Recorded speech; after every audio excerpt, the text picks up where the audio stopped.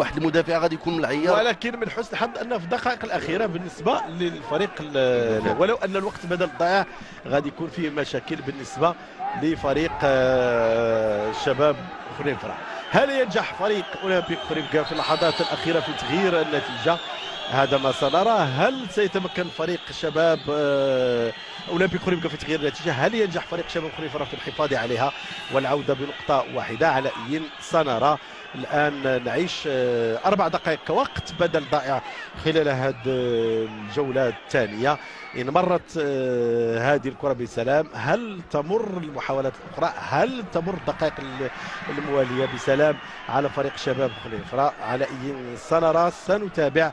إذا ضربة خطأ على مشارف مربع العمليات. هناك الحائط في التنفيذ، هناك اللاعب العبوبي اللي دائما كان وراء تنفيذ كل العمليات اللي كانت ديال فريق اولمبيك خنيفره، لا الركنيات ولا ايضا ضربات الخطا. هل ينجح في مفاجاه فريقه بتسجيل الهدف، مفاجاه الجماهير الخنيفريه بهدف يعطي الفوز للفريق، ام ان فريق شباب خنيفره سينجح في صد هذه الكرة كما نجح في صد سابقاتها؟ على أي الحكم اللوني يعطي التنفيذ خطيرة إصابة هدف لفريق أولمبيك خنيفرة، هدف لفريق أولمبيك خنيفرة، هدف قاتل يأتي في الدقيقة الثانية من الوقت بدل الضائع. إذا اللاعب العبوبي ينجح في أن يعطي لفريق أولمبيك خنيفرة ما عجز عنه طيلة دقائق المقابلة. بالفعل هدف جاب في وقت صعيب بزاف على شباب اطلس خنيفره، ولكن كان ايجابي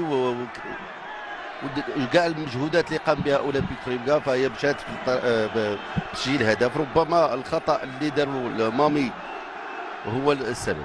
نعم، اذا هدف ل0 لصالح فريق اولمبيك خنيفره، ولم يستعمل العاطفه وسجل هدف الانتصار ضد الفريق الذي كونه. والتسديده كانت قويه وكانت مركزه وكانت ما تمكنش معها الحارس انه يصد هذه الكره واللي اعطت الفوز والتفوق لفريق اولمبيك خنيفره. هل ينجح فريق شباب خنيفره في ان يعيد النتيجه؟ اظن انه من الصعب ومن الصعب جدا في هذه اللحظات، والمقابله لم يبقى من عمرها وهي تلفظ انفاسها الاخيره، لم يبقى من عمرها سوى دقيقه او 30 ثانيه على ابعد تقدير.